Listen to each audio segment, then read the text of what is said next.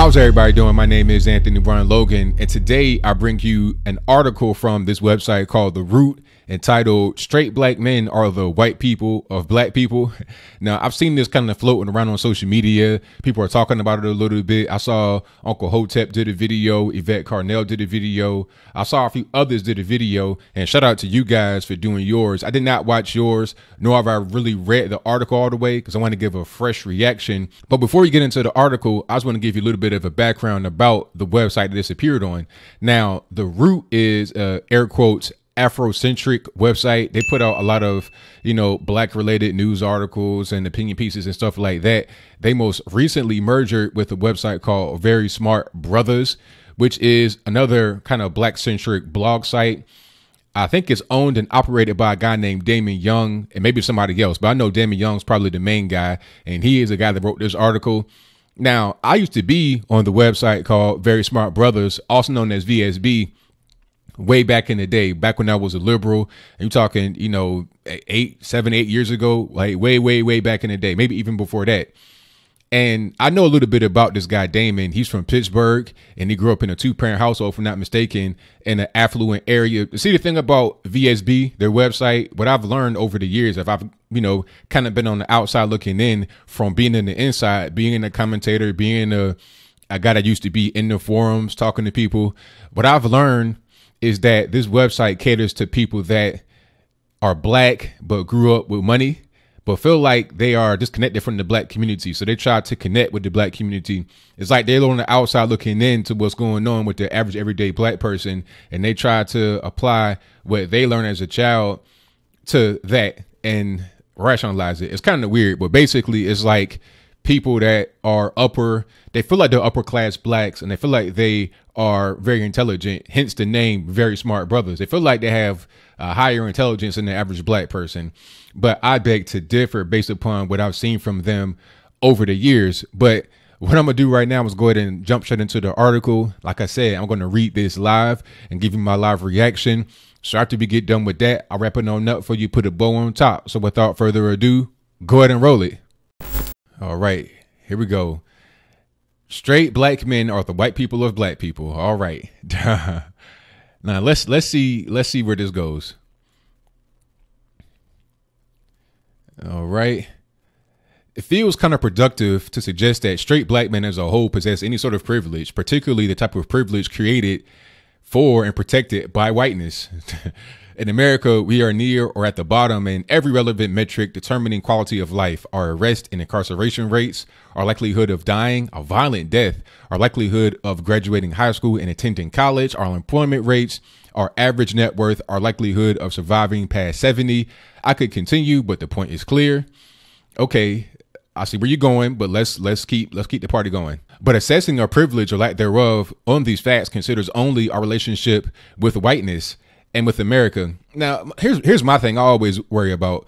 Like, why do these people, especially these, pseudo intellectual blacks that grew up with privilege themselves, why they always got to equate everything with white people? Like, why is that the measuring stick for anything that you do in life? Why can't you just be a successful person without having to measure yourself against white people? Like, why does that got to be the barometer with which we measure ourselves? Why can't it just be individual, productivity?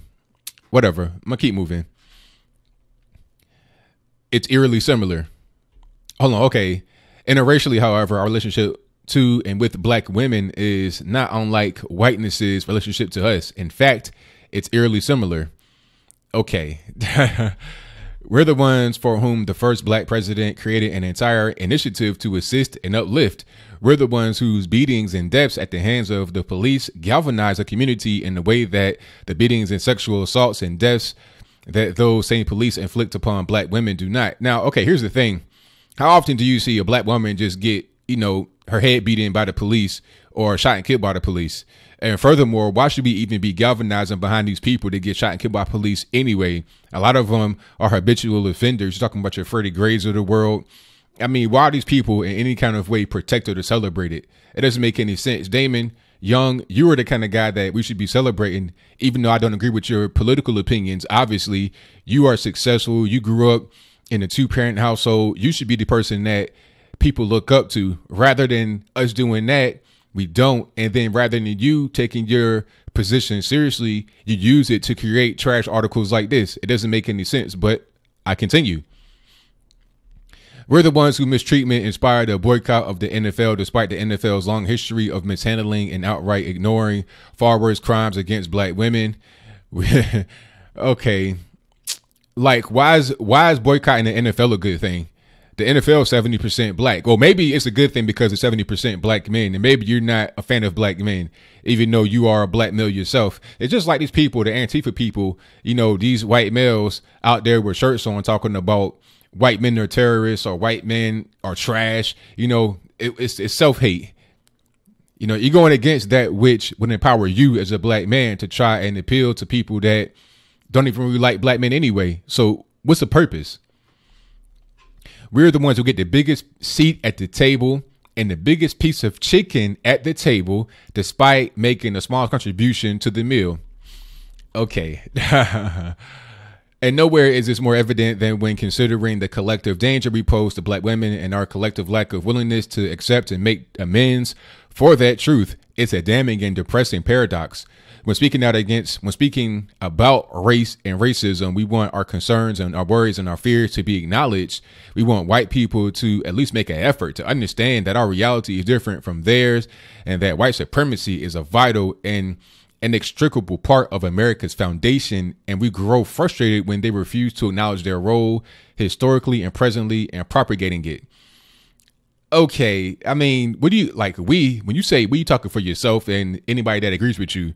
White people and white supremacy, I don't even worry about that. I don't look at life in that way. I just don't, man. I'm an independent person. I'm a man. I don't look to white people as some kind of boogeyman. I just look at the world for what it is. This whole thing about whiteness is just people that feel like they are inferior to white people, so they can make up all these kind of excuses as to why they are inferior.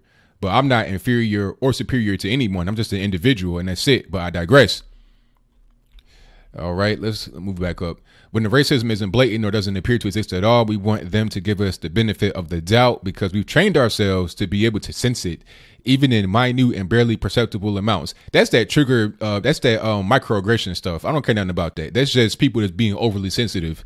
And especially as men, we don't have time to be overly sensitive. We got to be out here making money and, you know, feeding kids and stuff like that and taking care of our wives. We're not worried about, you know, being sensitive. That's gay black male stuff. If you gay, that's fine, but you know I'm not. So it is what it is. And this is about straight black men. So this don't even apply to me. Because our safety depends upon the recognition of it. We share how it feels to be stopped by a police officer, or perhaps to walk into an all-white bar and have each eye trained on us, or perhaps to jaunt down the street in an all-white neighborhood, and we want them to understand how words and gestures they consider to be innocuous can be threatening, even if there is no intention of malice. Again, that's that white man on the brain disease I do not have. A lot of these people, you know, what it is, you know, they grew up in all-white neighborhoods, so they find it, they feel self-conscious about being black, and it's always about white people and how they perceive you, because that's kind of like what you grew up being insecure about. But I grew up in all-black areas, so I don't even really have that kind of thought in my mind. I'm not worried about white people at all. I'm just worried about myself. I don't care about nobody. Except for those who except for my loved ones. I'll put it like that. I ain't trying to get myself in trouble. Although we recognize that not all white people are actively racist, we want them to accept that all benefit from racism, and we become annoyed when individual whites take personal exception and center themselves in any conversation about race, claiming to be one of the good ones and wishing for us to stop and acknowledge their goodness. Moving right along, I'll talk about this whole thing about whiteness later after we get done. But when black women share that we pose the same existential and literal danger to them that whiteness does to us, and when black women ask us to give them the benefit of the doubt about street harassment and sexual assault and other forms of harassment and violence we might not personally witness, and when black women tell us that allowing our cousins and brothers and coworkers and N-words and N-words, come on, like really, like is this like, are you professional, Damon? Why would you put the N-word in something that you want people to really read and take seriously? I mean, why do that? N-words, to use misogynistic language, propagates that culture of danger. And when black women admit how scary it can be to get followed and approached by a man while waiting for a bus or walking home from work, And hold on, let me get. And when black women articulate how hurtful it is for our reactions to domestic abuse and their rapes and murders to be what women need to do differently to prevent this from happening to them, instead of what we men need to do differently to prevent us from doing this to them. Okay, that's that whole thing about. I mean, look, at the end of the day, everybody knows that you got to protect yourself. You know what I'm saying? Like, if you are a single woman and you go into a bar by yourself, that might not be a good idea. Okay. Now, you know that there are some men out there that are rapists. It is what it is. There's no way for anybody to just purge the streets of somebody that may commit a violent act against somebody. So at the end of the day, you got to protect yourself. That's just what it is. That does not mean that if you get violated in any kind of way, it's your fault as a woman. No. If somebody violates a woman, it is the person who violated the woman. That's their fault. But if I go walk down the street in the middle of the night in a bad neighborhood with, you know, gold chains on my neck, Jordans on my feet, cell phone, talking loud, money just falling on the floor, I'm asking for some trouble. Now, that doesn't mean it's, you know, my fault that I got robbed or beat up or whatever. But at the end of the day, I need to protect myself. Everybody has to protect themselves in society. That's just what it is. It does not mean that the person who's a victim is at fault, but everybody got to protect themselves. But let's move on. Their words are met with resistance and outright pushback after demanding from white people that we're listened to and believe, and that our livelihoods are considered, our ears shut off and hearts shut down when black women are pleading with us. That's just not true. Making things worse is that black women and girls are also black people in America, a fact we seem to forget whenever possessing a bad memory is convenient. The effects of racism, metaphysical and literal, and the existential dread and dangers of felt when existing while black are not exclusive to black men and boys. They face the same racisms we do and the same doubts from whites about whether the racism actually exists that we do. And then they're forced to attempt to convince their brothers and parents and friends and fathers and cousins and lovers of the dangers of existing as a black woman, as black women. And they're met with the same doubts, the same resistance, the same questions. They're not believed. And the parentheses, predominantly white world and their predominantly black communities, and we black men remain either uninterested in sincerely addressing and destructing this culture of danger and pervasive doubt, or refuse to admit it even exists. This is just a bunch of word salad. It doesn't make any sense. Like, let's keep moving. I'm not quite sure where I first heard straight black men are the white people of black people. I know I read a version of it recently in Saki Benebo's 444 effect. That's talking about Jay-Z's album. So if you're writing like intellectual think pieces on rap albums, I can't take you seriously. I'm sorry. I'm just sorry. Mela Machenko tweeted, cishet black men are the white people of black people over a year ago, and apparently received so much criticism for it that she temporarily locked her account. Aw, poor thing. But in a conversation we had earlier today, she shared that her tweet was actually a revision of another tweet she'd read a month after Mela's tweet. It was revised again by @Rodimus Prime. Oh, that dude Rodimus Prime, he has a podcast called Black Guy Who Tips. He's another one of those guys that has this whole, you know, I grew up privileged, so then therefore I know more than you. And you know what? What I think is that all these guys are gay and don't want to come out and say it, but I digress. I also know that I've read pieces and been part of conversations connecting our, black men's relationships with black women to the relationships we have with white people, but never quite heard it articulated this way. Either way, that statement, that phrasing, and what they suggest are shocking and succinct, simple, subtle, and effing scary. And it's true. Okie dokie. Okay, Damon Young. I'm gonna just read his little bio here. Damon Young is the editor-in-chief of VSB and columnist for GQ.com, and he's working on a book of essays to be published by Echo HarperCollins. Damon is busy. I'm sure he wrote that himself. Okay, here's a comment that I saw. I think I saw this when I just skimmed over it briefly from Marcus 3. Seems like the root is becoming more and more anti-black male. Very sad. It sucks. They are joining the other Gawk modal properties and creating a white-friendly version of progressiveness that's easy to gluten-sensitive white digestive tracts because we can still hate black men and be woke. This person is halfway awake or woke in his words. he is not understanding this. This is liberalism in general. Liberalism in general is anti-black male. Liberalism in general wants the black male to be removed from the family. And if he is there, they want him to be malleable, so they're able to just do whatever they want with him, to tell him to, embrace homosexuality. They don't want men to be men because that interferes with their ability to take control of the black community or to keep control of the black community. As it stands right now, you're talking about what? 80% of the black community has single parent households. Maybe not quite that high. Maybe about 75% of the black community has single parent households, usually a single black mother 99% of the time. Right. So when you have that going on, it's easy for that community to be controlled by a Democratic Party, because in absence of an actual father, the government becomes a father. And what party that we know of right now is a party where the government can become the father? All these benefits, all this welfare, all this free stuff you get from the government, all these handouts, that comes from the Democratic Party. So we're going to keep voting for them over and over again as long as we're stuck in the matriarchy. That's what that is. Here's another comment from Sheesh, these names. While I was talking about the reality of what black women face, anti-black male, we are always told we're being divisive when we talk about what's going on. It's a great way to silence us, and nothing has changed. No, or nothing has to change. This has nothing to do with white people and what they want. We are not lying. We are not out to get black men in service of white people. We are the ones marching, protesting, raising money, and actually raising y'all. See, that's it right there. Like that's what I'm saying.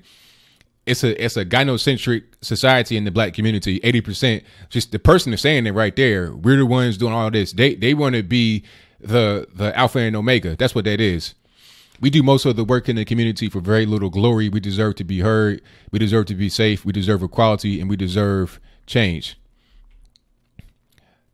And Marcus says, if it's a toxic white narrative that isn't reality. Okay, let's move on. I'm going to give you my final thoughts. Yeah, see that article right there, that's just typical of what happens in the black community. Always worried about white people, the white boogeyman, white this, white that. I don't live my life that way. I don't understand how anybody could just keep their sanity. Always worried about the mythological white man in the closet, the boogeyman. Like, how do you live that way? Always looking over your shoulder, microaggressions. I just don't live that way. I just live as a man, and I produce, and I just get stuff done. I'm not worried about white people. Everything's gotta be about the white people. White man, this white man, that. It's just too much. Even the person that was halfway making sense was talking about white people. It's like, just let the white man go. Slavery is over with. The plantation is closed. Move on with your life. Move on. I mean, really, move on with your life. It's been almost 200 years. Like, move on. So that's all I really got to say about it. I mean, that article was really crazy, but it just underlines the point I made about the black community being controlled by black women. And it's nothing against black women. I love black women, so don't get it twisted. It's that we need to have two parents in the household. It's just that simple. It doesn't matter what color you are, black, white, Puerto Rican, candy stripe. I don't care what you are, what you identify as. You need a man and a woman. Two men ain't gonna work. Two women ain't gonna work. One woman ain't gonna work. One man ain't gonna work. Man, woman, children. How hard is that to understand? It's very, very simple. When you don't have that dynamic, you're going to have serious problems. Now, some would say, oh, well, you could have, a cis-het couple. They could still have problems. That's fine. But everybody knows that when you have something that's not a man and woman, it's going to be problems automatically. It's impossible for somebody to be raised by two men and two women, or one woman or one man, and not have any kind of issues that's related to that. That's just the facts, and everybody knows it. So what do you think? Do you think this guy, Damon Young, is a nut for writing this article? Is this kind of like typical of what you see in the black community, these so-called intellectuals, these so-called very smart brothers just putting out garbage like that? Or do you think he was correct about cis-het? Cis-het, if you don't know what that means, cis-het, that means basically your gender is what you were born as. Basically means you're a normal person. And I refuse to ever use that term to describe myself, cis-het. Look, my name is Anthony. That's all you need to know, Anthony. And if you say, what gender, I'm a male. Obviously, I'm a male. I'm black, Anthony. That's all you need to know. I'm not using cishet, but I digress. The point I'm making is, do you think that what he said was correct about cishet black men being the white people of black people, that we don't address black women's issues enough? And as I close, I'm gonna make this final point, and I'm gonna leave it alone. Why is it that these women who claim to be so strong and so independent and so much in control of the black community, why do they need black men like him to go out here and cape for them? Why can't they do things for themselves? Why can't they just be the Trump they desire? You know, why keep coming to black men to defend you when you're supposed to be so strong in yourself? And why keep crying to the government to defend you when you got to be so strong in yourself? It doesn't make any sense. At the end of the day, understand this, black women, we need you and black men to be together in a household. Gender roles must apply. I understand everybody can't be stay at home and you got to have two incomes sometimes, but at the end of the day, you still need gender roles applied, and you still need to have children raised in a traditional way, because when you don't have that, you're going to have problems. So whatever your thoughts are, let me know in the comments below. And that's all I got to say for this video. If you like what you heard, please comment, rate, share, and subscribe. Peace.